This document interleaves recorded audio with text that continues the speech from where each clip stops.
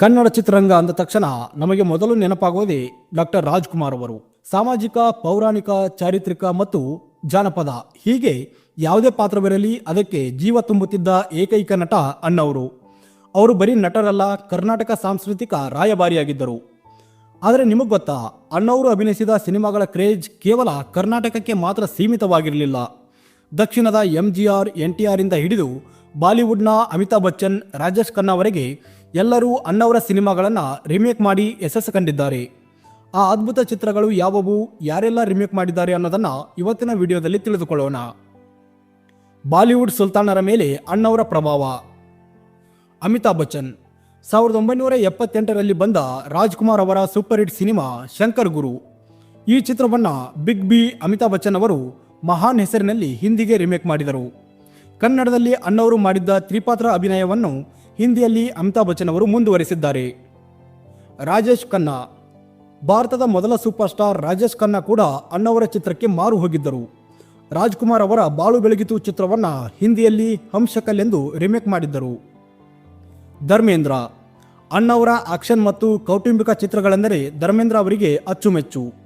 ಅವರ ಹಿಟ್ ಚಿತ್ರ ಗಂಧದ ಗುಡಿ ಚಿತ್ರವನ್ನು ಹಿಂದಿಯಲ್ಲಿ ಕರ್ತವ್ಯ ಎಂದು ಮತ್ತು ತಾಯಿಗೆ ತಕ್ಕ ಮಗ ಚಿತ್ರವನ್ನು ಧರ್ಮೇಂದ್ರ ಅವರು ರಿಮೇಕ್ ಮಾಡಿದ್ದರು. ತಮಿಳು ಮತ್ತು ತೆಲುಗು ದಿಗ್ಗಜರು. ಶಿವಾಜಿ ಗಣೇಶನ್. ತಮಿಳಿನ ಶ್ರೇಷ್ಠ ನಟ ಶಿವಾಜಿ ಗಣೇಶನ್ ಅಣ್ಣವರ ಕಲ್ಟ್ ಕ್ಲಾಸಿಕ್ ಸಿನಿಮಾ ಕಸ್ತೂರಿ ನಿವಾಸವನ್ನು ಅವಂದನ್ ಮನಿದನ್ ಹೆಸರಿನಲ್ಲಿ ರಿಮೇಕ್ ಮಾಡಿದ್ದರು. ಅಷ್ಟೇ ಅಲ್ಲ, ಶಂಕರ್ ಗುರು ಚಿತ್ರವನ್ನು ತಮಿಳಿನಲ್ಲಿ ತಿರುಸುಲಂ ಎಂದು ರಿಮೇಕ್ ಮಾಡಿ ದೊಡ್ಡ ಯಶಸ್ಸು ಕಂಡಿದ್ದರು. MGR. ತಮಿಳಿನ ಜನಪ್ರಿಯ ನಾಯಕ MG ರಾಮಚಂದ್ರನ್ ಅವರು ರಾಜ್ಕುಮಾರ್ ಅವರ ಬೀದಿ ಬಸವಣ್ಣ ಚಿತ್ರವನ್ನು ತೆಡಿವಂದ ಮಾಪಿಳೈ ಮತ್ತು ಬಾಳು ಬೆಳಗಿತು ಚಿತ್ರವನ್ನು ಉರಕ್ಕು ಉಜೈಪಾವನ್ ಎಂದು ರಿಮೇಕ್ ಮಾಡಿ ಗೆದ್ದಿದ್ದರು.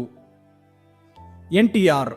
ತೆಲುಗಿನ NTR ಅವರು ಅಣ್ಣವರ ಪೌರಾಣಿಕ ಚಿತ್ರಗಳ ದೊಡ್ಡ ಅಭಿಮಾನಿ. ಅವರ ಶ್ರೀಕೃಷ್ಣ ರುಕ್ಮಿಣಿ ಸತ್ಯಭಾಮ ಚಿತ್ರವನ್ನು ಶ್ರೀಕೃಷ್ಣ ತುಲಾಭಾರಂ ಎಂದು ರಿಮೇಕ್ ಮಾಡಿದ್ದರು. ವಿಶೇಷ ಎಂದರೆ NTR ಅವರ ಆಕ್ಷನ್ ಸಿನಿಮಾ ಅಡವಿ ರಾಮುಡು ಚಿತ್ರಕ್ಕೆ ಅಣ್ಣವರ ಗಂಧದ ಗುಡಿ ಚಿತ್ರವೇ ಸ್ಫೂರ್ತಿಯಾಗಿತ್ತಂತೆ. ರಜನಿಕಾಂತ್. ತಲೈವ ರಜನಿಕಾಂತ್ ಕೂಡ ಅಣ್ಣವರ ಚಿತ್ರಗಳಿಂದ ಹೊರತಾಗಿಲ್ಲ.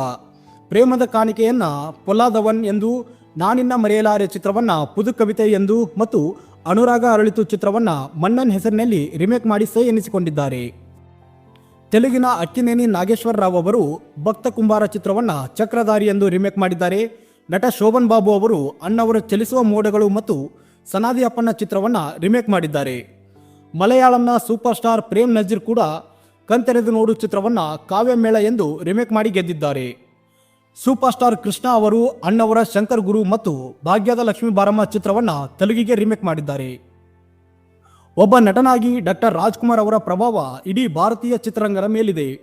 ಅವರು ಹಾಕಿಕೊಟ್ಟ ದಾರಿಯಲ್ಲಿ ಇಂದು ಅನೇಕ ಕಲಾವಿದರು ಸಾಗುತ್ತಿದ್ದಾರೆ. ಕನ್ನಡ ಮಣ್ಣಿನ ಸೊಗಡನ್ನ ವಿಶ್ವಕ್ಕೆ ಪರಿಚಯಿಸಿದ ಅಣ್ಣವರು ಎಂದಿಗೂ ನಮ್ಮ ಹೆಮ್ಮೆ. ನಿಮಗೆ ಅಣ್ಣವರ ಯಾವ ಸಿನಿಮಾ ಅತಿ ಹೆಚ್ಚು ಇಷ್ಟ ಅಥವಾ ಅವರ ರಿಮೇಕ್ ಚಿತ್ರಗಳಲ್ಲಿ ನೀವು ಯಾವುದನ್ನು ನೋಡಿದ್ದೀರಿ? ಕಮೆಂಟ್ ಮಾಡಿ ತಿಳಿಸಿ. ವಿಡಿಯೋ ಇಷ್ಟ ಆದರೆ ಲೈಕ್ ಮಾಡಿ ಮತ್ತು ಚಾನಲ್ಗೆ ಹೊಸಬರಾಗಿದ್ದರೆ ಸಬ್ಸ್ಕ್ರೈಬ್ ಮಾಡಿ ಅಂತ ಹೇಳ್ತಾ ಸಿಗೋಣ ಮುಂದಿನ ವಿಡಿಯೋದಲ್ಲಿ ಮತ್ತೊಂದಿಷ್ಟು ಇನ್ಫಾರ್ಮೇಷನ್ ಒಂದಿಗೆ. ಅಲ್ಲಿವರೆಗೂ ನಮಸ್ಕಾರ.